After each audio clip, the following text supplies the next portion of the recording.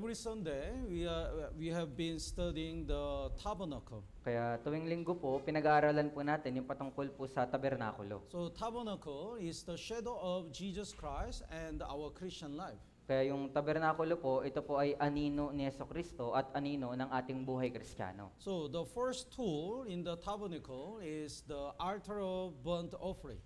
Kaya yung una po doon po sa tabernakulo ay ito po yung altar of covering. Let's look at Exodus chapter 27. Kaya tignan po natin sa Exodo, Kapitulo 17. Exodus chapter 27.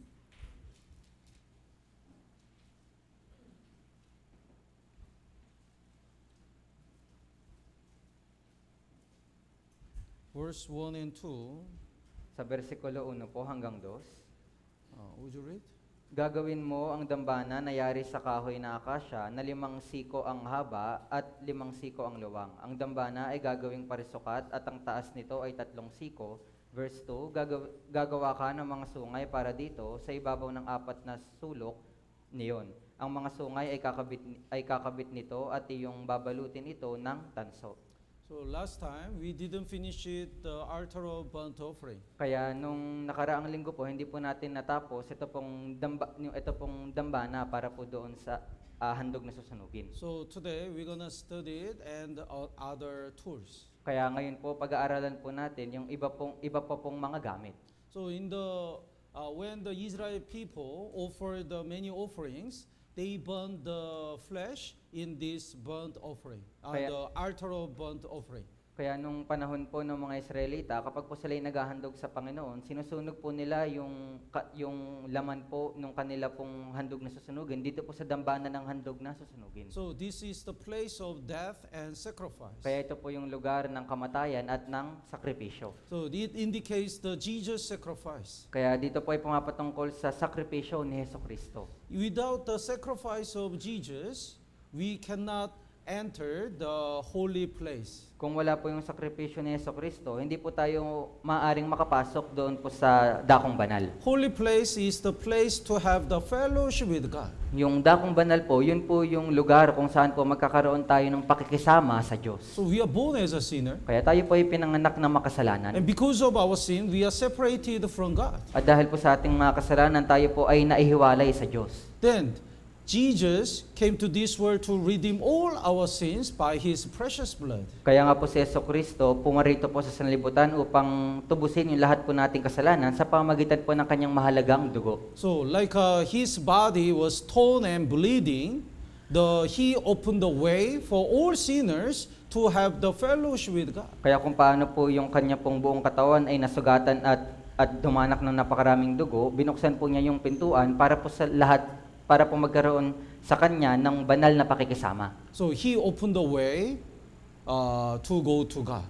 Kaya binuksan po niya yung daan para po makapunta sa Diyos. So without the blood of Jesus Christ, the sacrifice of Jesus, we cannot start to have a fellowship with God. Kaya kung wala po yung dugo ni Jesucristo, kung wala po yung sakripisyo ni Jesucristo, hindi po tayo maaaring magkaroon ng banal na pakikisama sa Panginoon. So that's why the first tool in the tabernacle is the altar of burnt offering. Kaya nga po yung unang kagamitan dito po sa tabernakulo ay ito pong dambana ng mga handog na susunugin. If we don't have the sacrifice of Jesus, we don't even start our Christian life. Dahil kung wala po yung sakripisyo po ni Jesucristo, hindi po tayo makakapagsimula ng ating buhay Kristiyano. And Exodus chapter 27 verse 1 says, when the Israel people make the altar of the burnt offering, God command them to use the acacia wood. At dito po sa Exodo Kapitulo 27, versikulo 1, nang inutusan po ng Diyos yung mga Israelita na gumawa ng tabernakulo, ang sinabi po ng Diyos, gamitin nila yung kahoy na acacia. In Hebrew, it's called the shittim wood. At sa Hebrew po, ito po ay tinatawag na shittim wood. So this is the shittim wood, acacia wood. Kaya ito po yung shittim wood o yung acacia. It's also the shadow of Jesus Christ. Kaya ito rin po ay anino ni Jesucristo. Looks pangit. Kaya mukha po itong pangit. There is no water, so that's why the tree is twisted and it's not beautiful. Kaya wala po ditong tubig, kaya nga po yung puno ay parang nakabaliko na at parang po itong pangit tignan. But it survived even in the desert. Pero gayon pa man, kahit ganito yung kanyang itsura, siya po ay nakasurvive doon po sa disyerto. Let's look at the Isaiah Kaya tignan po natin sa Isaías, chapter 53. Isaías, Kapitulo 53, Verse 2. versikulo 2 po. Isaiah chapter 53 is one of the best chapter which prophesies about Jesus. Kaya ito pang Isaías Kapitulo 53, isa po ito sa mga best po na kapitulo para po na pumapatungkol po sa propesiya ni Jesucristo. So the verse 2, would you read? Sapagkat siya'y tumubo sa harapan niya na gaya ng sariwang pananim at gaya ng ugat sa tuyong lupa. Yes. Jesus didn't have a beauty. Kaya si Jesucristo wala pong anumang kagandahan sa kanya. That's why people didn't recognize that Jesus is a Messiah. Kaya nga po yung mga tao, hindi po nila naunawaan na si Jesucristo ay yung Mesiyas. In the movie, Jesus looks so handsome. Kaya sa palabas po, di ba, si Jesucristo po ay napaka-pogi doon. But Bible clearly says there is no beauty. Pero sinasabi po ng malinaw na Biblia na sa kanya po ay walang anumang anyo ng kagandahan. Like acacia wood. Ito po ay kagaya ng puno ng akasya. But important thing is, acacia wood spread the root very wide and deep, so it must reach it really reached up to the water. Pero ang mahalagang bagay po dito, yung puno po ng akasya, kaya po nitong palawakin ng mas malalim yung kanya pong ugat para po makatagpo ng tubig. That's why no matter what happened in the outside, it survived. Kaya nga po, kahit anuman yung nangyayari doon po sa kanyang paligid, siya po ay nananatiling matatag. Even though Jesus was persecuted and there were so many struggling, Jesus achieved the eternal redemption. Kaya si Jesucristo gayon din naman po, kahit nakaranas siya ng napakaraming mga panguusig at maraming mga kahirapan, kanya pong napagtagumpayan at natapos yung walang hanggang katubusan. How can all the born-again Christian overcome the world? Kaya paano po mapagtatagumpayan ng lahat ng mga ipinanganak na muli na Kristiyano yung sanlibutan? We don't have a beauty, we don't have a strength, Kaya walang anuman tayong kagandahan, wala din po tayong anumang lakas. but the important thing is whether we reach the water, the word of God or not. Pero ang napakahalagang bagay po dito, kung ating bang maaabot yung tubig o yung salita ng Diyos. Otherwise, when the storm comes, we fall down. Dahil po kung hindi, kapag po dumating yung bagyo, tayo po ay madaling matitisod. But as long as we abide in the church and we spread the root in the fellowship and the word of God, no matter what happen in this world, we can overcome. Pero kung ating pong palalalimin yung ating pong ugat para po sa fellowship, para po sa salita ng Diyos, anuman po yung mangyari, hindi po tayo matitinag. And Exodus chapter 27 verse 2 says, you shall overlay it with bronze. At sinasabi din po doon sa Exodo Kapitulo 27 versikulo 2 na kailangan mo itong balutin nung tanso o nung pilak. The Exodus chapter 27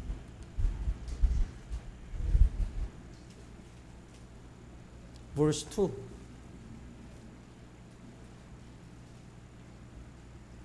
At yung babalutin ito ng tanso. Tanso. Tanso. Tanso. So the bronze in the Bible indicates the judgment. Kaya yung tanso po doon sa Biblia, pumapatungkol po ito sa paghukom. Because in the wilderness, when Israel people complained, God sent the fearless serpent. Dahil doon po sa ilang, nung panahon po na nandun yung mga Israelita, nung sila po ay nagreklamo, pinadala po ng Diyos sa kanila yung ahas. Then when the fearless serpent bite the Israel people, they died.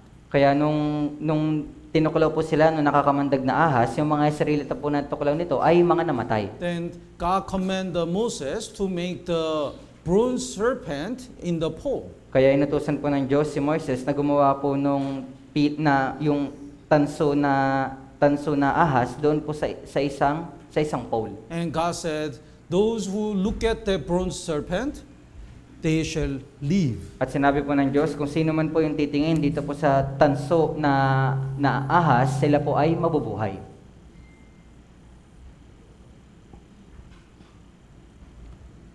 So this bronze serpent is the symbol of Jesus Christ who will be punished instead of us.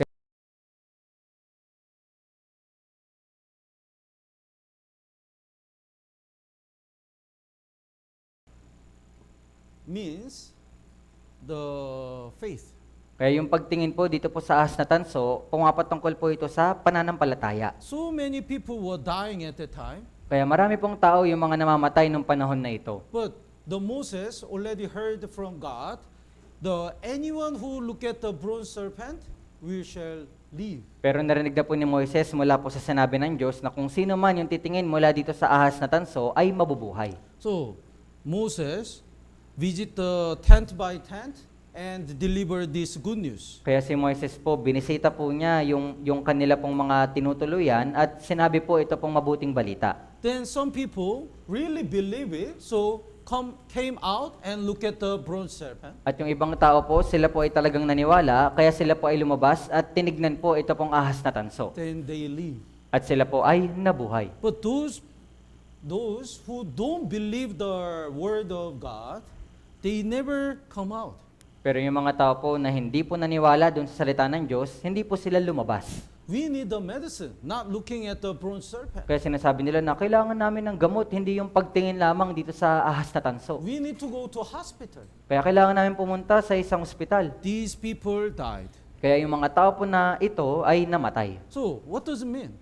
Kaya ano pong ibig sabihin nito? Only by faith we can get salvation. Sa pamagitan lamang po ng pananampalataya, tayo ay maliligtas. Not by our own way. Hindi po ito sa pamagitan ng ating sariling paraan. We think this is the salvation. Through this way, we're going to go to heaven. No, if that is our own way, we cannot get salvation. Sa tingin ko, ito yung kaligtasan. Sa tingin ko, itong paraan para makapunta sa langit. Kung ito po ay sarili nating paraan, hindi po tayo makakapunta sa langit. Only by the way of God. Only by faith, we get salvation. Ito lamang po ay tanging sa pamagitan ng Diyos at tanging sa pamagitan po ng paraan ng Diyos. Then, anyway, the bronze indicates the judgment. Kaya ganun pa man, ito pong tanso ay pumapatungkol po sa paghuhukom. So instead of us, Jesus was judged. Kaya sa halip po na tayo, si Jesucristo po yung nahukuman. And also, the acacia wood is weak. It cannot endure the fire.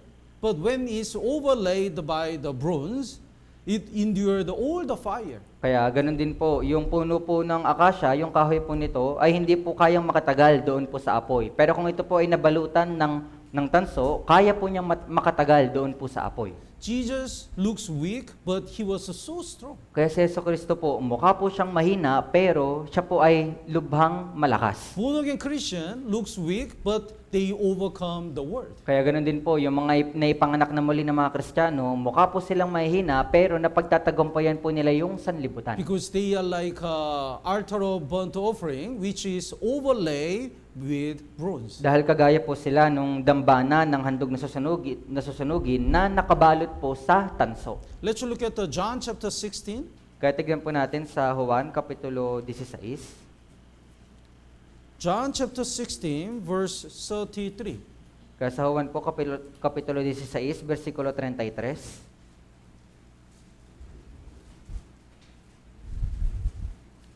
John chapter 16, verse 33. Basahin po natin ng sabay-sabay. 3, 2, 1. Ang mga bagay na ito ay sinabi ko sa inyo upang sa akin ay magkaroon kayo ng kapayapaan, sa sanlibutan ay nahaharap kayo sa pag-uusig, ngunit lakasan ninyo ang inyong loob, dinaig ko na ang sanlibutan. Yes. We have so many tribulation in this world. Kaya meron po tayong napakaraming mga pang-uusig dito po sa sanlibutan. But Christian, not depressed. Pero yung mga Kristiyano, hindi po sila nanlulumo. Because of God, they overcome the world. Ito po ay dahil sa Diyos, kanila pong napagtatagumpayan yung sanlibutan. In the Exodus, God called Moses. Kaya doon po sa aklat ng Exodo, tinawag po ng Diyos si Moises. That time, there was the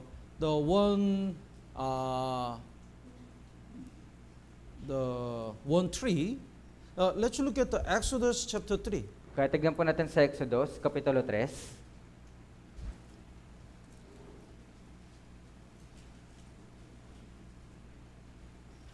Exodus chapter 3, verse 2. Versikulo 2 po. Would you read? Ang anghel ng Panginoon ay nagpakita sa kanya sa isang ningas ng apoy na mula sa gitna ng isang mababang punong kahoy. Siya'y nagmasid at ang punong kahoy ay nagliyab, ngunit ito'y hindi nasusunog. Yes. Here is a bush.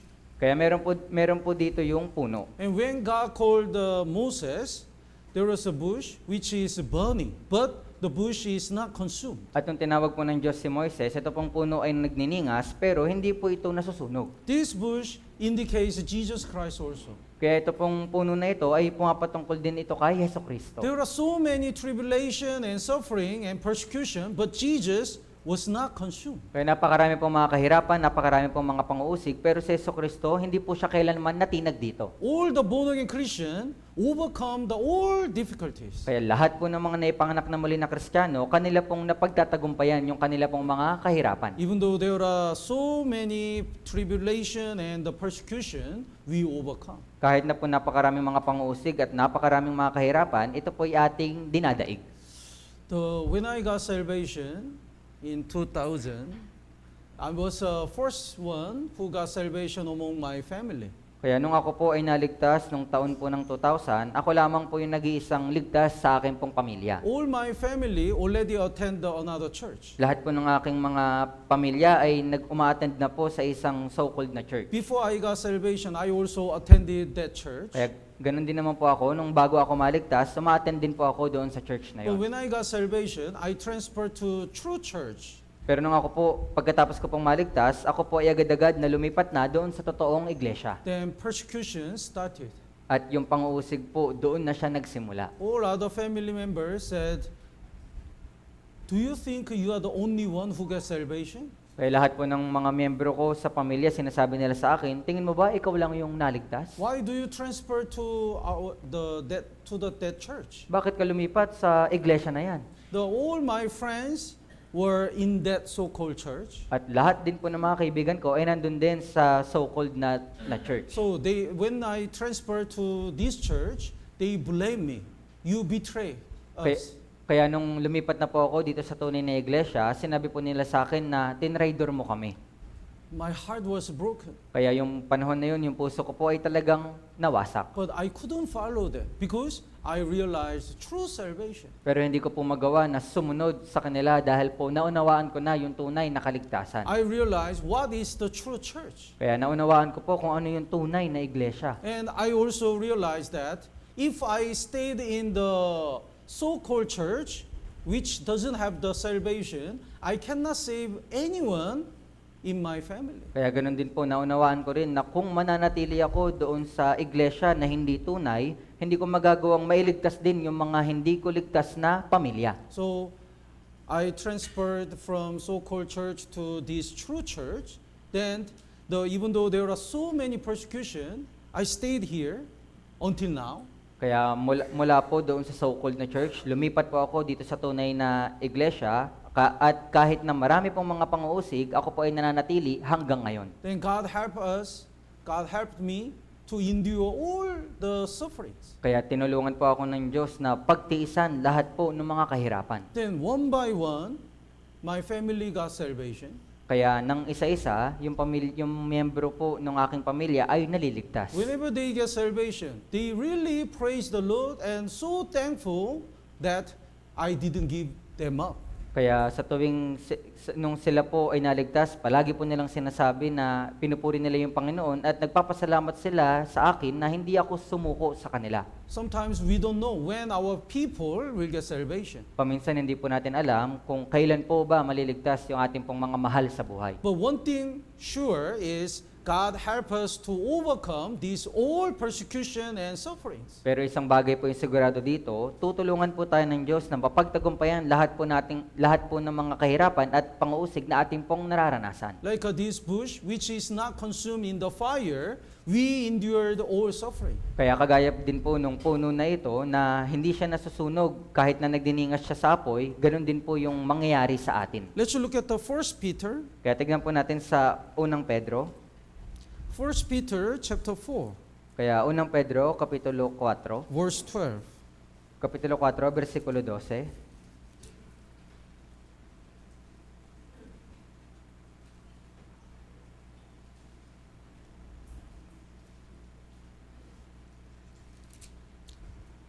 verse 12. Basahin po natin ng sabay-sabay. 3, 2, 1. Mga minamahal, huwag kayong magtaka tungkol sa mahigpit na pagsubok na dumarating sa inyo upang kayo'y subukin na waring may isang katakatakang bagay na nangyayari sa inyo.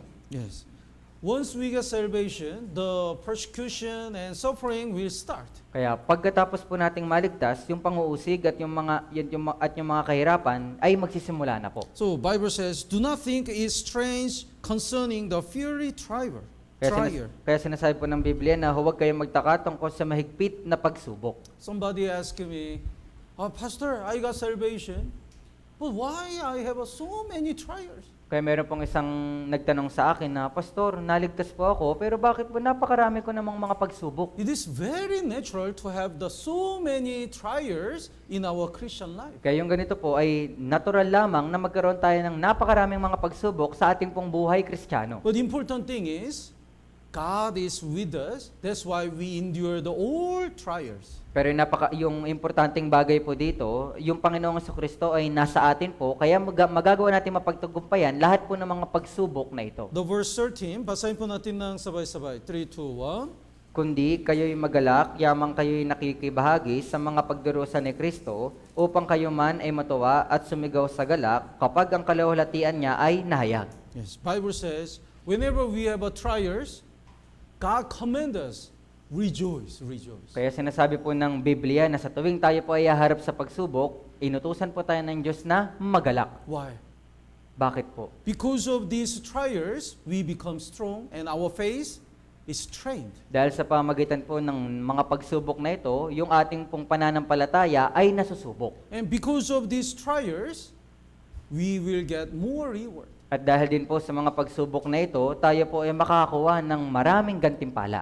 Think about this. If someone slapped your face, you will get angry, right? Kaya isipin niyo po ito, kung merong isang tao, sinampal po kayo, magagalit kayo, di ba? We cannot smile.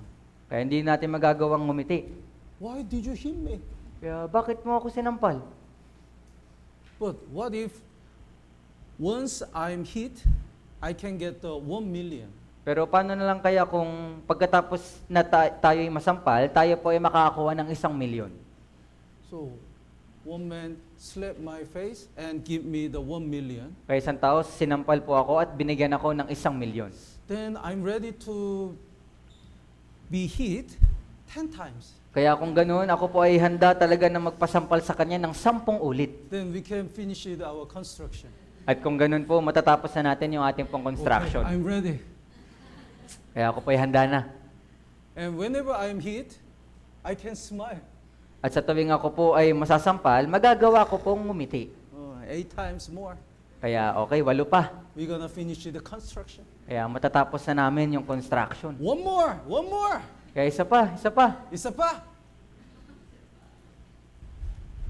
But if we forget this reward, if we only focus on this suffering only, we are so depressed.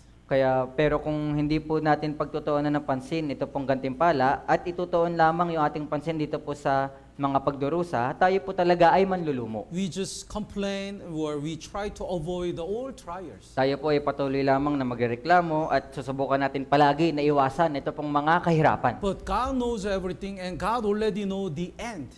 Pero yung Diyos po, nalalaman po niya lahat ng bagay at alam na rin po niya yung katapusan nito. He already know the result of these trials. Alam na po niya yung magiging resulta ng mga pagsubok na ito. That's why, even though He allow us to suffer, God command us, rejoice. Kaya nga po pinapahintulutan ng Diyos na magkaroon tayo ng mga maraming pagsubok at sinasabi po niya na magalak ka. So, because of God, we endure all trials like this bush. Kaya dahil po sa tulong ng Diyos, nagagawa po natin mapagtagumpayan lahat po ng mga pagsubok, kagaya po ng puno na ito. And let's go back to Exodus chapter 27, Kaya balik po tayo doon sa Exodo, Kapitulo 27, verse 2. versikulo 2. There are 4 horns at the corners. Kaya meron po ditong 4 na sungay doon po sa magkabilang sulok. Would you read? Gagawa ka ng mga sungay para dito sa ibabaw ng 4 na sulok niyon. Ang mga sungay ay kakabit nito at iyong babalutin ito ng tanso. So the horns in the Bible indicates the power. Kaya yung sungay po sa Biblia, pumapatungkol po ito sa kapangyarihan. So, in northeast, the four horns means all the ways. The north, east, south, west, there are the power of God. Kaya ito pong apat na sungay, pumapatungkol po ito sa lahat, sa buong panig po ng mundo, ito pong north, west, east. So the gospel is really powerful to save all the people in the world. Kaya yung ebanghelyo po, meron po itong sapat na kapangyarihan para po may pangaral ng ebanghelyo sa buong panig ng mundo. And gospel also, the sacrifice of Jesus, that gospel is also the big power for all saved people. At ganoon din po, ito pong ebanghelyo na ito rin po yung dakilang kapangyarihan para sa lahat po ng mga ligtas na tao. Let's look at the Romans chapter 1. Kaya tingnan po natin sa Romans, Kapitulo 1. Romans chapter 1, verse 16. Sa Roma, Kapitulo 1, versikulo 16. Romans chapter 1, verse 16. Romans, Kapitulo 1, versikulo 16. Would you read? Sapagkat hindi ko ikinakahiya ang ebanghelyo, sapagkat ito ang kapangyarihan ng Diyos para sa kaligtasan ng bawat sumasampalataya, unay sa Hudyo at gayon din sa Griego. So here is the power of God, the power of the gospel. Kaya nandito po yung kapangyarihan ng Diyos, nandito po yung kapangyarihan ng ebanghelyo. The power of the gospel can save all the people who believes, for the Jews first and also for the Greek. Kaya yung kapangyarihan po ng ebanghelyo, kung sino man po yung sumampalataya dito, kaya po nitong mailigtas kahit na yung Hudyo at gayon din yung mga Griego. If I'm powerful, I can invite all Ortigas brethren to Manginasal. Kaya kung ako po ay ganun ka makapangyarihan, maaari ko sanang maimbitahan lahat po ng Ortigas brothers and sisters sa Manginasal. Then I can order only rice. At kaya ko pong bumili ng only rice. Don't worry, Kaya sasabihin ko na huwag kayong mag-alala. I already paid all. Kaya binayaran ko na lahat. And don't worry how many times you eat the rice. At huwag din kayo mag-alala kung ilang ulit man kayo kumain ng kanin. It's unlimited rice. Ito po ay unlimited. The brother Jian, I remember brother Jian finished it 8 times. Kaya naalala ko po si Brother Gian, siya po ay nakaubos ng 8 kanin. Tama ba ba? 8 times? 9? 8 times. Everyone got shocked. Kaya halos lahat po ay nagulat. Dahil 8 beses po. Wow. That's why he's very muscular. Kaya nga po siguro napakalaki ng kanyang katawan. But no need to worry to pay because it's already paid and unlimited rice. Pero gayon pa man, hindi na po natin kailangan pong mag-alala dun sa babayaran kung ito po ay bayad na at kung ito po ay unlimited. But if our money is limited, we cannot invite everyone. Pero kung yung ating pong... My bank account is not enough, so I cannot invite everyone. Pero dahil po yung bank account ko po ay hindi po sapat, kaya hindi ko po maaaring imbitahan lahat. So if the power of the gospel is not strong enough, God cannot invite everyone to the gospel. Kaya ganun din po, kung yung kapangyarihan po ng ebanghelyo ay hindi po sapat, hindi po maaaring maimbitahan yung lahat ng tao para po makapakinig nito. But His blood can cleanse all the people in the world and all in the history. Pero yung kanya pong dugo, kaya po nitong linisin lahat po ng karumihan ng mga tao ngayon at ganun din sa mga tao po nung mga nakaraan. That's why God can invite everyone, come and drink the free wine, the free salvation. Kaya nga po matapang na sinasabi ng Diyos na kaya niyang ibitahan lahat, na sinasabi niyang pumunta kayo sa akin at uminom kayo ng libreng tubig. That's why we don't need to worry about salvation when we invite other people. Kaya hindi na po tayo kailanman nag-aalala sa patungkol po sa kaligtasan sa tuwing tayo po ay nag-iimbita ng ating pong mga mahal sa buhay. When I invite my 10 family, by the blood of Jesus Christ, they already get salvation. And can I invite more? Kaya nung ako po ay nag-imbita ng 10 miyembro na aking pamilya upang sila po ay maligtas sa pamagitan ng dugo ni Jesucristo, iisipin ko ba na makakapag-imbita pa ba ako ng higit pa? Yes. We don't need to worry the power of the gospel. Kaya 'di ba, hindi na po tayo nag-aalala kung ano ba yung kapangyarihan ng ebanghelyo. Power of the gospel can save everyone who believes. Kaya yung kapangyarihan po ng ebanghelyo, kaya po nitong mailigtas lahat po ng mga sasampalataya. Like 4 horns at the corners. Kaya kagaya po nito yung 4 na sungay sa 4 na sulok. And also the power of the gospel can change all the born again Christian because that is the power. Kaya ganoon din po yung kapangyarihan po ng ebanghelyo, kaya din po niyang baguhin yung buhay ng Kristiyano dahil po ito ay makapangyarihan. Let's look at the 1 Corinthians chapter 1 verse 18. Kaya tingnan po natin sa 1 Korinto kapitulo 1 bersikulo 18.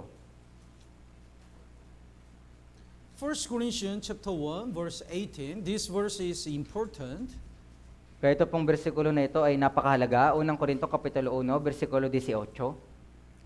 Basahin po natin ng sabay-sabay. 3, 2, 1. Sapagkat ang salita ng krus ay kahangalan sa mga napapahamak, ngunit sa atin na iniligtas, ito ay kapangyarihan ng Diyos. This is the power of God. Kaya ito po yung kapangyarihan ng Diyos. This is very important. Kaya napakahalaga po nito.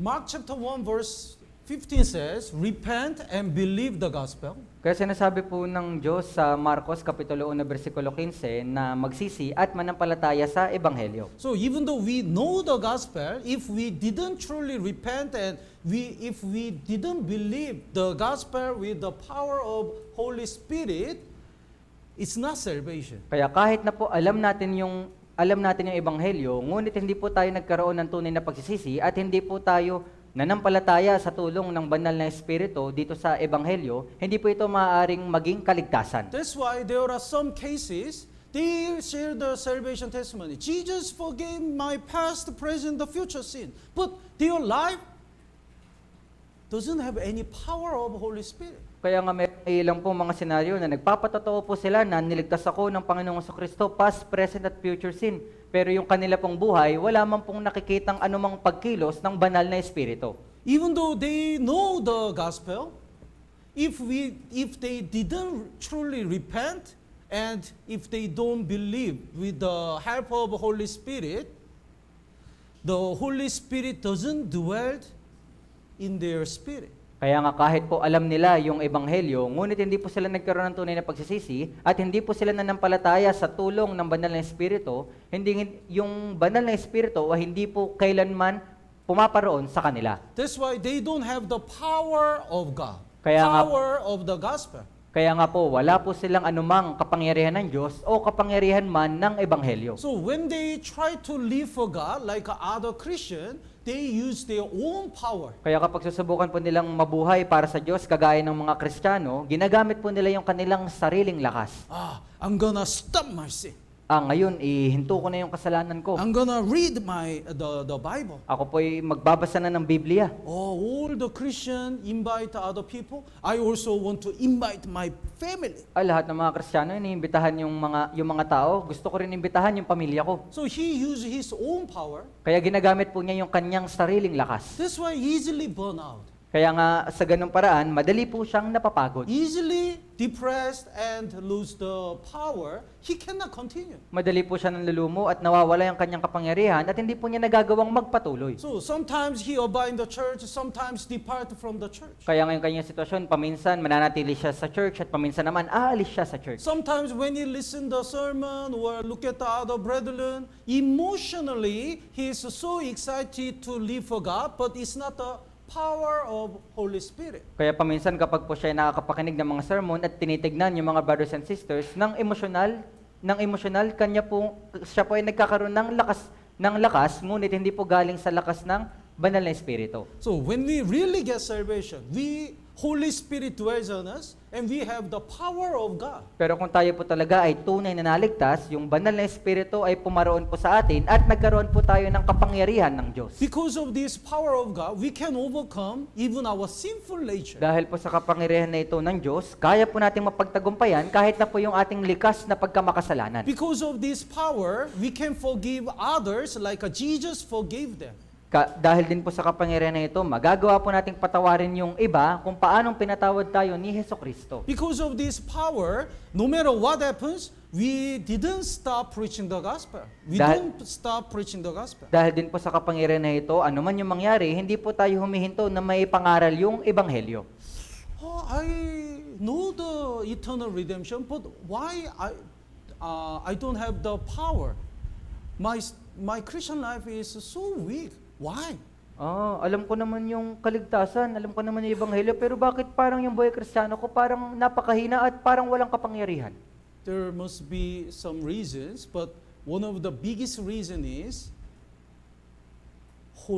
you don't receive the Holy Spirit yet. Kaya meron po itong mga iilang kadahilanan, pero yung napakalaking dahilan po dito ay baka wala ka pa po nung banal na espiritu. If the person himself is a strong character, he can do so many things by his own power. Kaya kung yung isa pong tao ay malakas yung kanya pong personalidad, kaya po niyang gawin yung anumang bagay sa pamagitan po ng kanyang sariling lakas. But he cannot continue if he doesn't have the power of Holy Spirit. Pero hindi po niya magagawang magpatuloy kung hindi po niya taglay yung kapangyarihan ng banal na espiritu. That's why we need to check whether we really, truly repent before God.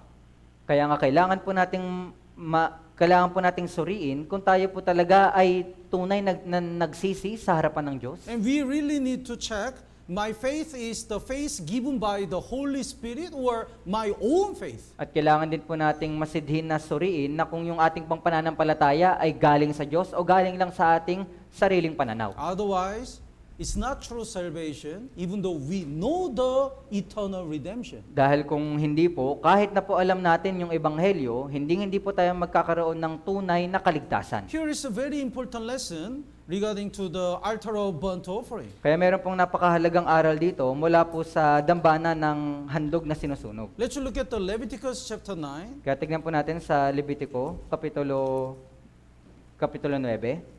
Leviticus chapter 9, verse 23. Levitico, kapitulo 9, versikulo 23. Leviticus chapter 9, verse 23 and 24. Would you read?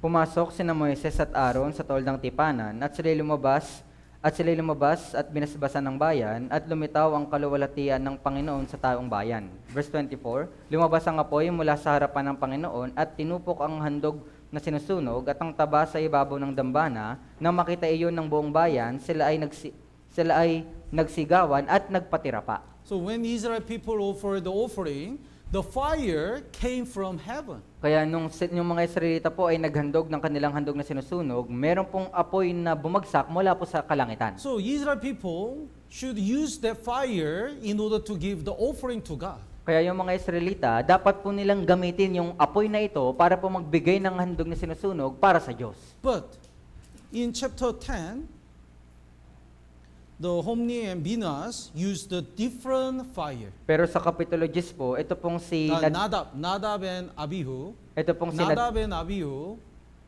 used the different fire. ito pong si Nadab at si Abihu, gumamit po sila ng ibang apoy. So verse 1 and 2, basahin po natin ng sabay-sabay. 3, 2, 1. Noon, si Nadab at Abihu na mga anak ni Aaron ay kumuha ng kanya-kanyang suuban at nilagyan ng apoy ang mga ito at pinatungan ng insenso. Sila'y naghandog sa harapan ng Panginoon ng ibang apoy na hindi niya iniutos sa kanila. At lumabas ang apoy sa harapan ng Panginoon, nilamon sila at namatay sila sa harapan ng Panginoon. So what does it mean?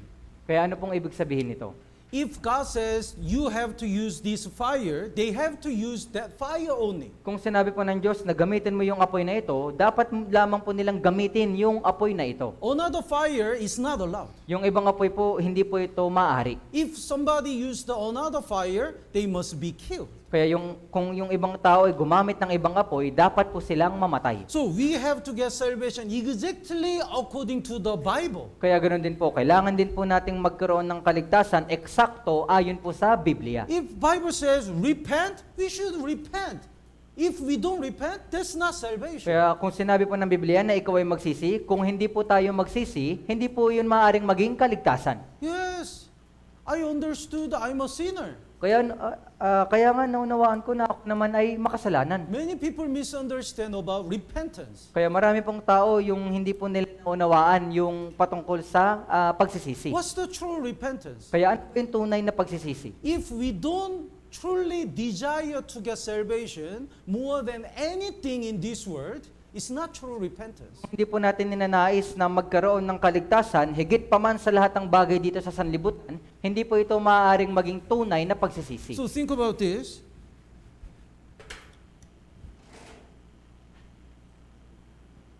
This man fall into the sea and he's dying. Kaya pag-isipan niyo po ito pong lalaki na ito, siya po ay nahulog sa karagatan at siya po ay mamamatay. If he's in this place, other things are everything in this world is not important. Kaya kung siya po ay nandito sa kalagayan na ito, yung iba pong mga bagay sa sanlibutan, hindi na po yun mahalaga. What he only think is how to be saved. Yung kanya lamang pong iniisip sa mga oras na ito ay paano maligtas. Mobile game is not important. Kaya yung paglalaro po ng mga mobile games, hindi na po ito importante. Money and the success in this world is not important. He's dying. Kaya yung pera at yung pagtatagumpay dito sa sanlibutan, hindi na po ito mahalaga dahil po siya ay mamamatay na. So he really shouted, "Please help me, please save me." Kaya siya po talaga ay sumisigaw na pakiusap, tulungan niyo ako, pakiusap, iligtas niyo ako. He doesn't care any other thing. Wala na po siyang pakialam sa iba pang mga bagay. That's the true repentance. Kaya nga ito po yung tunay na pagsisisi. But here is a man, he looked at this man, Pero meron pong isang tao dito na nakita po niya ito pong lalaki na ito. and he felt scared. At kanya "Oh, pong- I also fall into the sea, I'm gonna die. Kaya nga po siya ay nakaramdam ng takot at inisip niya sa kanyang sarili na kung ako yung mahulog doon sa karagatan, mamamatay din ako. Some people, when they listen the sin session, emotionally they are scared. Kaya yung ibang mga tao po, kapag po sila ay nakikinig ng session 4 ng Bible Seminar, ng emosyonal, sila po ay natatakot. But if they are not here, they don't desire to get salvation, even though they forsake everything in this world. Pero kung wala po sila sa sitwasyon na ito, hindi po nila nanaisin na magkaroon po ng tunay na kaligtasan, alin pa man sa mga bagay sa sanlibutan na ito. Oh, it's so scary. It was so dangerous. Ay, nakakatakot, napakadelikado pala dito. If I fall into the sea, I also will shout, "Help me, save me." Siguro kung ako din ay mahulog doon sa karagatan, marahil sisigaw din ako na tulungan niyo ako. But if somebody asks him to sacrifice, give up everything, he's not ready because he is not here. Kaya nga kung yung ibang tao po sasabihin sa kanya na isuko mo lahat ng meron ka, hindi po siya handa na isuko ito dahil wala naman siya sa lugar ng isang lalaki. So it's not true repentance. Kaya kung ganun po, ito po ay hindi maaring maging tunay na pagsisisi. That's why even though he understands the gospel, there is no Holy Spirit and there is no power of Holy Spirit. Kaya nga kahit na po alam niya yung ebanghelyo, wala po yung kapangyarihan ng Espiritu Santo at wala din po yung kapangyarihan ng Diyos. That's why when other brothers and sisters visit, okay, I'm gonna attend the church. No visiting, no church. Kaya nga yung iba, kapag po sila ay binisita ng mga brothers and sisters, sige, pupunta ako ng church. Pero kung sila ay hindi bisitahin, hindi rin sila attend ng church. If all the brothers and sisters encourage him to live for God and read the Bible, 1 chapter and 2 chapter, but not continue. Kapag yung sa tuwing pinapalakas po ng mga brothers and sisters yung kanyang loob na magbasa ng Biblia, magagawa po niya magbasa ng chapter 1 o na hanggang chapter 2, pero hindi po niya magagawang magpatuloy. He cannot continue to live for God like some month. He can obey in the church some months or some years, but not continue. Kaya nagagawa po niya makapanatili dito sa iglesia ng ilang mga buwan o ilang mga taon, pero hindi po niya nagagawang ituloy ito. Let's look at the Colossians chapter 1. Kaya tignan po natin sa Galatia, Kapitulo 1. Colossians chapter 1, Kolosas, Kapitulo 1. verse 6. Kolosas, Kapitulo 1, versikulo 6. 5 and 6, would you read? Dahil sa pag-asa na nakalaan para sa inyo sa langit, na inyong narinig noong una sa salita ng katotohanan, ang Ebanghelyo, na dumating sa inyo, gayon din naman kung paanong ito ay namumunga at lumalago sa buong sanlibutan, ay gayon din naman sa inyo, mula ng araw na inyong marinig at maunawaan ang biyaya ng Diyos sa katotohanan. So if the gospel is really believed by the help of Holy Spirit, we really grow up and bear the fruits. Kaya nga kung yung Ebanghelyo ay talagang naunawaan po natin sa pamagitan ng tulong ng Espiritu Santo, tayo po talaga ay lalago. And the Bible says in all the world.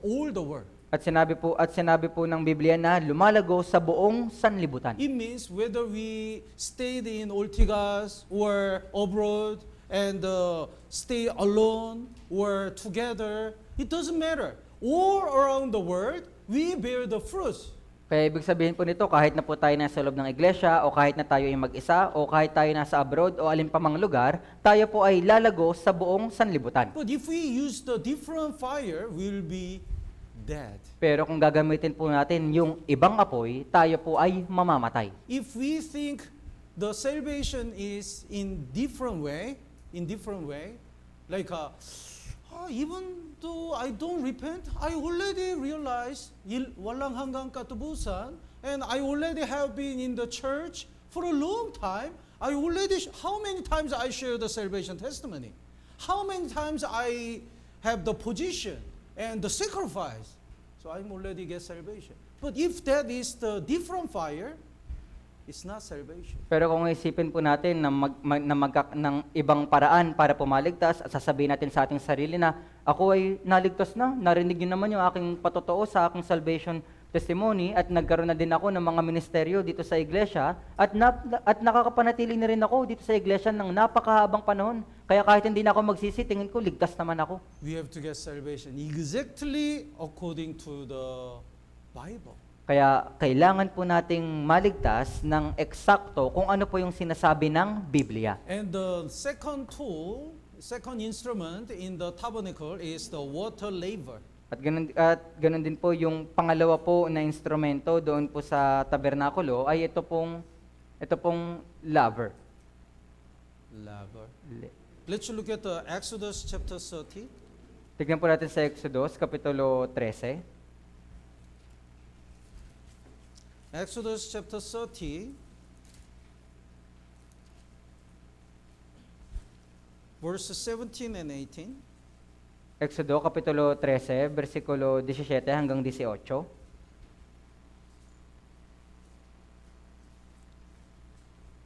Basahin po natin ng sabay-sabay. 3, 2, 1. Nang payagan ng Paraon na umalis ang bayan, hindi sila dinala ng Diyos sa daang patungo sa lupain ng mga Pilisteo, bagaman malapit iyon sapagkat sinabi ng Diyos, baka ang bayan ay magsisi kapag nakakita ng digmaan at magbalik sa Ehipto. Kundi pinatnubayan ng Diyos ang taong bayan, paikot sa daang patungo sa ilang sa tabi ng dagat na pula, ang mga anak ni Israel ay umahon mula sa lupain ng Ehipto na handa sa pakikipaglaban. So after altar of burnt offering, there is the bronze laver. Kaya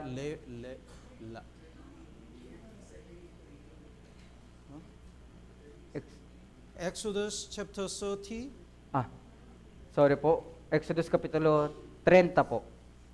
Exodus chapter 30, verses 17 and 18. Exodo kapitulo 30, versikulo 17 hanggang 18. Okay, would you read again? Ang Panginoon ay nagsalita kay Moises, gagawa ka rin ng isang palangganang yari sa tanso na may patungang tanso upang paghugasan, iyong ilalagay ito sa pagitan ng toldang tipanan at ang dambana ay at iyong sisidlan ito ng tubig. Laver of bronze. Kaya ito po yung sisidlan ng tubig o yung patungang tanso. So in the altar of the burnt offering, priest kill the animal and burn the flesh. Kaya doon po sa dambana ng handog na sinusunog, pinapatay po nung pari ito pong katawan nung hayop at kanya pong sinusunog. Then before he entered the holy place, in the bronze laver, he washed his body. At bago po siya pumasok doon po sa dakong kabanal-banalan, inililinis po niya yung kanyang sarili sa pamagitan po ng palangganang tanso. It indicates our holy Christian life after we get salvation by the blood of Jesus Kaya Christ. ito po ay pumapatungkol sa ating pong banal na pamumuhay Kristiyano pagkatapos po nating maligtas sa pamagitan ng dugo ng Panginoong Jesucristo. Let's look at the James chapter 2. Kaya tingnan po natin sa Santiago, Kapitulo 2. This is also very important, James chapter 2. Ito rin po ay napakahalagang bersikulo, kaya dito po Santiago, Kapitulo 2. Verse 22. Santiago, Kapitulo 2, versikulo 22.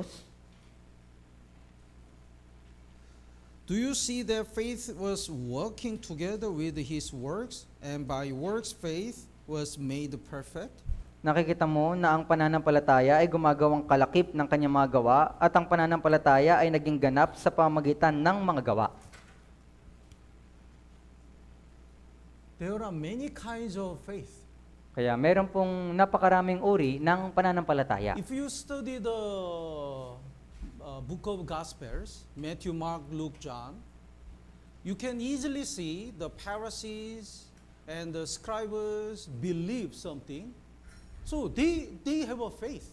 Kaya kung pag-aaralan at babasahin niyo po yung 4 na aklat ng Ebanghelyo, ito pong Mark, John, Matthew at Lucas, makikita niyo po na yung Pariseo at yung mga eskriba doon, meron po silang iba't ibang pananampalataya. But if that faith is not the faith which is given by the Holy Spirit, it's not the true faith. Pero kung yung pananampalataya po na yun ay hindi po binigay ng banal na Espiritu, hindi po yun maaaring maging tunay na pananampalataya. When you truly repent, and if we truly believe the gospel with the help of Holy Spirit, when we have the true faith, that faith make us work. Kaya kung tayo po talaga ay tunay na nagsisi at tunay na nanampalataya sa Ebanghelyo sa tulong ng banal na Espiritu, ito pong pananampalataya na ito, magagawa po nito tayong pakilusin. It's not optional. 100% surely, if we have the true faith, it makes us work. Kaya ito po ay hindi optional dahil po kung talagang tunay na nagkaroon po tayo ng tunay na pananampalataya, magagawa po nito tayo na kumilos para sa Diyos. Bible clearly says the faith is working together. Kaya sinasabi po ng malinaw na Biblia na yung pananampalataya ay kumikilos kasama natin. So we can check our salvation also through this. If I have no work for the Lord. Kaya maaari din po nating suriin yung ating kaligtasan kung meron ba tayong paggawa para sa Panginoon. How can we say we have the true faith which is given by God? Kaya paano po natin masasabi na meron tayong tunay na pananampalataya na binigay ng Diyos? So faith, true faith make us holy.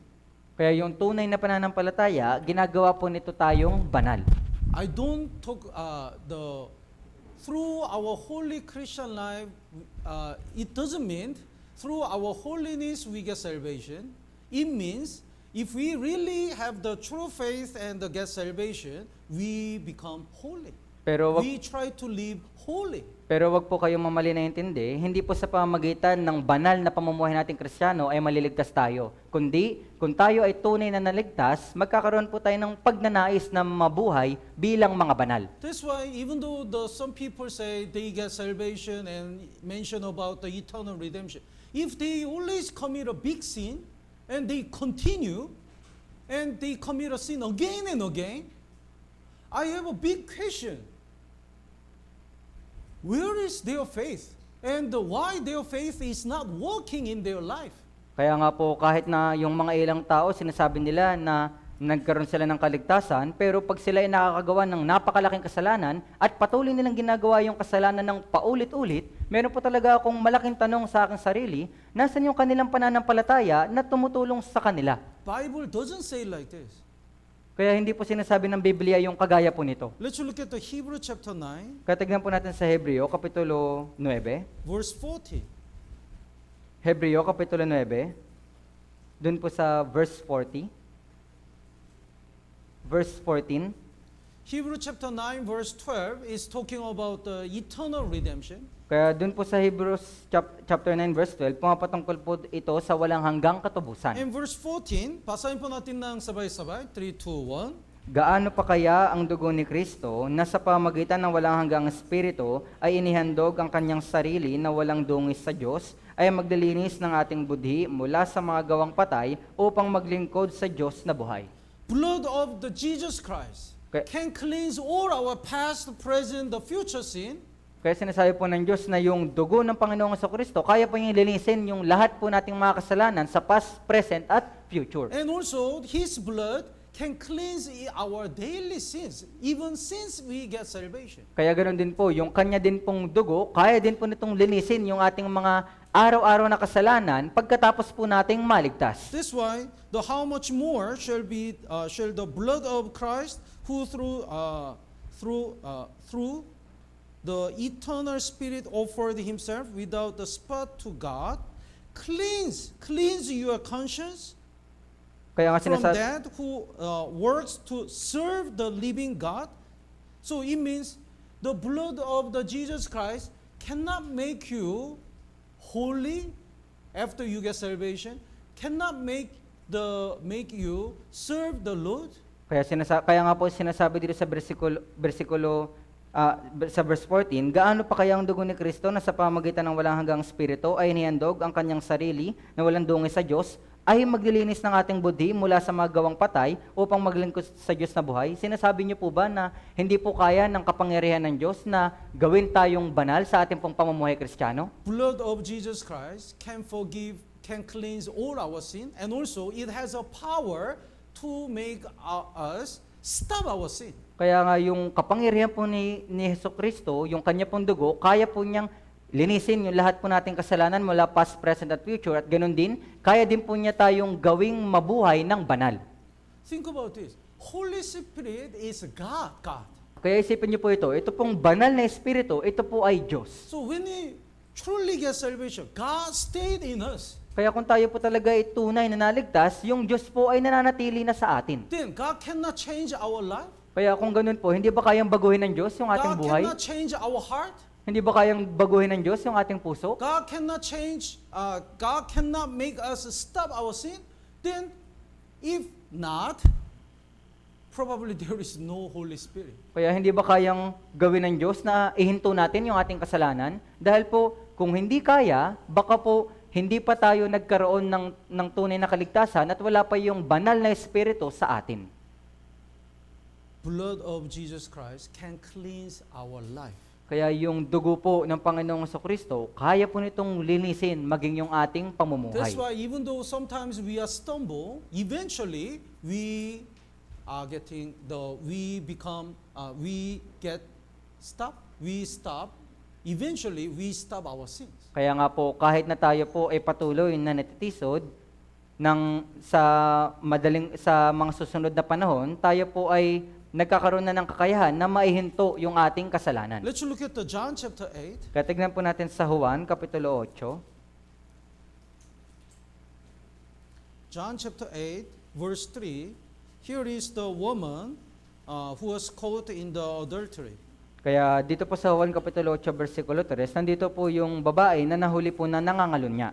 And the other people wanted to judge her. At yung ibang mga tao, ninanais po siya na hukuman. Then Jesus said, the verse 7, he who is without sin among you, let him throw a stone at her first. Kaya nga po sinabi ni Jesucristo sa kanila, ang walang kasalanan sa inyo, ang siyang unang bumato sa kanya. Then all people left. At lahat po ng mga tao ay umalis. Then verse 10. Basahin po natin ng sabay-sabay. 3, 2, 1. Tumayo si Jesus at sinabi sa kanya, babae, nasaan sila? Wala na ba ni isang humatol sa iyo?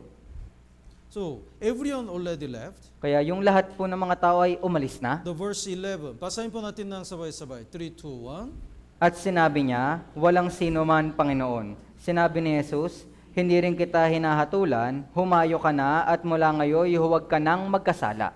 So think about this woman who caught in the adultery. Kaya isipin niyo po itong babae na ito na nahuli ng pangangalun niya. According to the law, she is supposed to be stoned and killed. Kaya kung ayon po sa kautusan, dapat po siya na batuhin hanggang sa mamatay. But Jesus said, if anyone who doesn't have the sin can judge her. Pero sinabi po ni Jesucristo na kung sino man yung walang kasalanan, sige, hukuman niyo siya. But everyone has a sin. Pero lahat po tayo ay mayroong kasalanan. That's why they felt guilty and left. Kaya nga sila po ay talagang nag-guilty at sila po ay umalis. And there are only Jesus and this woman. At meron lamang pong si Jesucristo at yung babae. Jesus is sinless. Kaya si Jesucristo siya po ay walang kasalanan. So he is only one who is qualified to judge this woman. Kaya nga siya lang po yung nag-iisang tao na kwalipikado na hukuman ito pong babae na ito. But Jesus decided not to judge this woman. Instead of judgment,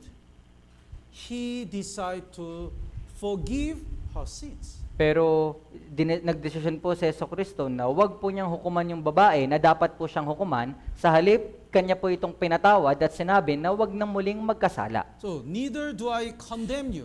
Jesus said, verse 11, neither do I condemn you. I'll not judge you. I forgive you. Kaya sinabi po dun sa versikulo 11, hindi rin kita hinahatulan. Hindi na kita hinahatulan, pinapatawad na kita. Only way to forgive this woman's sin is Jesus must died on the cross. Kaya yung para mapatawad yung kasalanan ng babaeng ito, si Jesucristo ay dapat na mamatay sa krus. So neither do I condemn you. It means I'll die for you instead of you. I'll die in your place. Kaya hindi rin kita hinahatulan, ibig sabihin po nito, ako ay mamamatay para sa iyo, ako ay mamamatay sa halip na ikaw. And so this woman probably was so thankful of Jesus. Kaya nga marahil ito pong babae na ito ay labis na nagpapasalamat kay Jesucristo. Then Jesus said the last word, verse 11, go and sin no more. Kaya nga sinabi ni Jesucristo dun sa huling parte ng versikulo 11, humayo ka na at mula ngayon huwag ka nang magkasala. Go and sin no more. Kaya humayo ka at huwag nang magkasala. I don't think this woman commit the same sin again. Kaya hindi ko po naisip na itong babae na ito ay gumawa ulit ng parehong kasalanan. After she left, probably she did her best to stop the sin. Pagkatapos po niyang umalis, marahil ginawa po niya yung lahat ng kanyang makakaya para maihinto yung kanyang kasalanan. Maybe she can make a mistake. Marahil siya po ay nakakagawa pa rin ng mga pagkakamali. But she never forget Jesus Christ. Pero hindi po niya makakalimutan si Jesucristo. That's why she tried to stop her sins in her whole life. Kaya nga po kanyang sinusubukan palagi na ihinto yung kanyang kasalanan sa kanya pong buong buhay. Jesus probably was the turning point of her whole life. Kaya nga marahil si Jesucristo po yung naging dahilan ng pagbabago ng kanyang buhay. We also, when we get salvation, we want to stop our sins. Kaya ganun din po, pagkatapos po nating maligtas, ninanais natin na ihinto yung ating kasalanan. When we get salvation, that was the biggest, greatest turning point of our life. Pagkatapos po nating maligtas, ito po yung naging pinakamalaking pagbabago sa ating buhay. Before salvation, we enjoyed the sin. Dahil po bago tayo maligtas, yung kasalanan ay talagang ine-enjoy natin. But after we get salvation, we feel sorry to Jesus. So we do our best to stop our sins. Pero pagkatapos po nating maligtas, tayo po talaga ay nahihiya kay Jesucristo at ginagawa natin yung lahat nating makakaya na ihinto yung kasalanan. So after altar of burnt offering, there is the water labor. After we realize the sacrifice of Jesus, we have to live holy Christian life. Kaya pagkatapos po nung dambana ng handog na sinusunog, ay napunta na tayo doon po sa palangganang tubig at pagkatapos po nating maunawaan yung sakripisyo ni Jesucristo, napunta na po tayo doon sa pamumuhay bilang Kristiyano. Let's look at the John chapter 13. Kaya tignan po natin sa Juan, Kapitulo 13.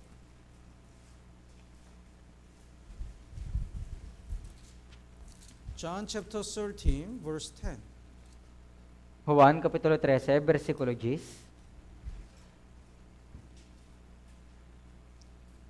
Basahin po natin ng sabay-sabay. 3, 2, 1. Sinabi sa kanya ni Jesus, ang napaliguan na ay hindi na kailangang hugasan, maliban ang kanyang mga paa, sapagkat malinis ng lubos, kayo'y malinis na, ngunit hindi ang lahat. Yes.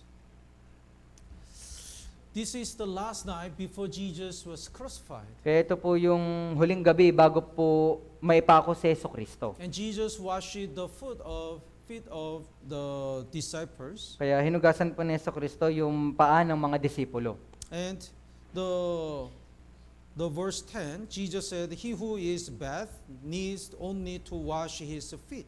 Kaya sinabi po ni Jesucristo sa kanila, ang napaliguan na ay hindi na kailangang hugasan maliban ang kanyang mga paa, But is completely clean.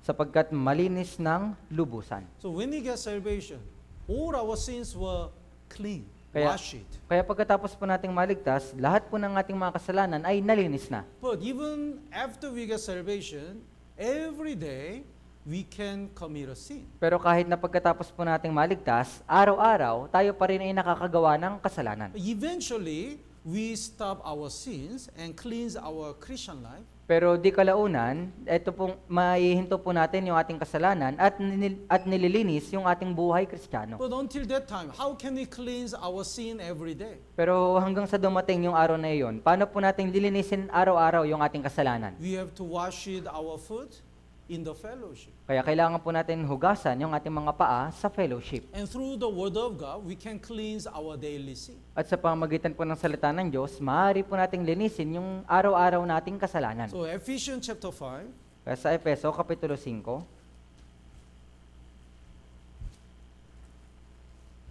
Ephesians chapter 5, verse 26. kaya Efeso, Kapitulo 5, versikulo 26,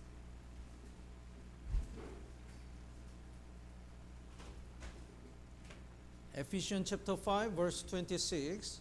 Basahin po natin ng sabay-sabay. 3, 2, 1. upang kanyang pakabanalin siya na nilinis sa pamagitan ng paghuhugas ng tubig sa salita. Yes. So, through the water, we can wash it our foot.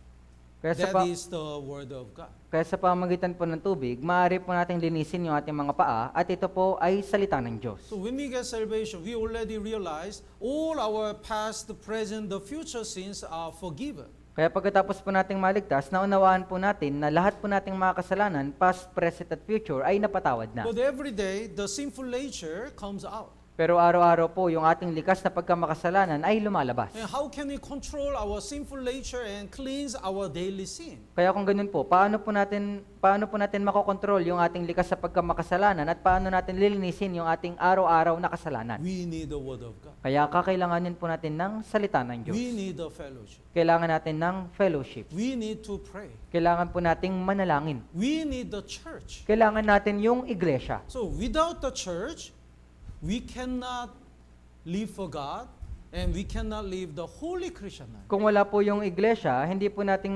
natin maaring makapamuhay para sa Diyos at hindi po natin maaring mapamuhay yung ating buhay Kristiyano. And the last one, the water laver was made by the bronze mirrors. At yung huli po, ito pong water laver ay gawa po ito sa tanso na salamin. Let's look at the Exodus chapter 38. Katingnan po natin sa Exodo, Kapitulo 38. Exodus chapter 38, Exodo, Kapitulo 38, verse 8. versikulo 8.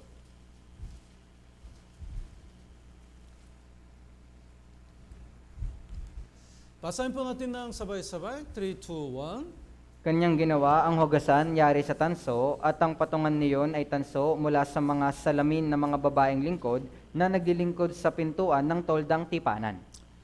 So this is very important lesson.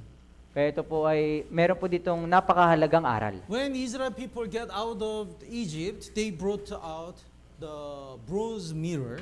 Kaya nung pagkatapos pong makaalis ng mga Israelita doon po sa Ehipto, kanila pong dinala ito pong tanso na salamin. Bronze mirror. That time, they didn't have the glass. Kaya nung mga panahon na yon, wala po silang anumang salamin. So through the bronze mirror, they look at their face. Kaya sa pamagitan po ng tanso na salamin, kanila pong tinitignan yung kanila pong mga mukha. And you sisters look at the mirror, right? Kaya yung mga sisters, tumitingin kayo sa salamin, tama? Decoration, makeup, look at the face. Kaya tinitignan niyo po yung inyong mukha at kayo po ay nagme-makeup. So, like this, they also check their beauty. Kaya kagaya po nito, kanila po palagi sinusuri yung kanila pong kagandahan. They check their appearance. Tinitignan po nila yung kanila pong panlabas na anyo. But when they get out of Egypt, instead of instead of using the bronze mirror, they use this bronze mirror to make the bronze labor. Pero pagkatapos po nila makaalis dun po sa lupain ng Ehipto, sa halip na gamitin nila ito pong tanso na salamin, ginamit po nila itong tanso na salamin para po gumawa ng tanso na panghugas. Through this, they check their holy Christian life. Kaya sa pamagitan po ng tanso na palangganang panghugas na ito, tinitignan po nila yung kanila pong buhay Kristiyano. Before we got salvation, we only check our appearance and the other things. Kaya bago po tayo maligtas, di ba, tinitignan po natin yung ating panlabas na anyo at yung ibang mga bagay. We check how beautiful we are. Kaya tinitignan po natin kung gaano tayo kaganda. But after we get salvation, we want to check how holy our Christian life is. Pero pagkatapos po nating maligtas, kinakailangan po nating suriin kung gaano kabanal yung ating pamumuhay Kristiyano. That is really big difference. Kaya ito po ay may malaking pagkakaiba. So, the beauty, the standard of beauty is changed. Kaya po yung standard ng kagandahan, ito po ay nag-iba na. Before, to unsaved people, if the beautiful lady looks beautiful, Kaya sa mga hindi ligtas sa tao, yung magandang babae, sa paningin po nila, ito ay maganda. but to saved people, even though she looks so beautiful, if she doesn't obey to God, she doesn't look beautiful. Pero yung ligtas na tao, kahit na po yung babae napakaganda, ngunit hindi siya sumusunod sa Diyos, sa paningin ng mga ligtas sa tao, hindi po siya maganda. If her Christian life, if the brothers and sisters' Christian life is not holy, it doesn't look beautiful. Kung yung pamumuhay Kristiyano ng mga brothers and sisters ay hindi banal, hindi po ito mukhang maganda. Even though the one brother is pangit, we don't have pangit brother. If kung if the one brother is pangit, but he stopped the sin and try to live for God, he looks so beautiful. Kaya kung meron man po tayong brother na pangit, pero wala tayong brother na pangit, kung meron man at siya po ay namumuhay para sa Diyos, sa paningin po ng mga tao, siya po ay napakaganda. So after we get salvation, please don't check, instead of checking your appearance, please check your holiness. Kaya pagkatapos po nating maligtas, pakiusap, huwag niyo pong tignan yung inyo pong labas na anyo, ngunit suriin po ninyo kung kayo po ba ay banal o hindi. God forgave all our sins because God wants to command us, go and sin no more.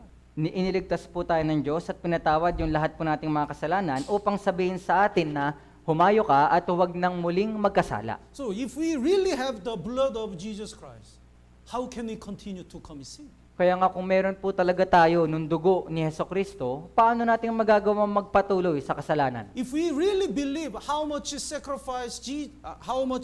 sacrificed for us, how can we enjoy the sin again? Kung talaga pong naunawaan natin kung gaano nagsakripisyo si Hesukristo para sa ating kasalanan, paano natin magagawang magpatuloy sa kasalanan? We have to wash it our life every day through the Word of God, prayer, and fellowship. Kinakailangan po nating linisin araw-araw yung ating mga kasalanan sa pamamagitan po ng salita ng Diyos, ng fellowship at ng pananalangin. So please, check your holy Christian life instead of your face. Kaya pakiusap, suriin po ninyo yung inyong pong banal na pamumuhay Kristiyano sa halip na yung inyong mga mukha. Okay lang po?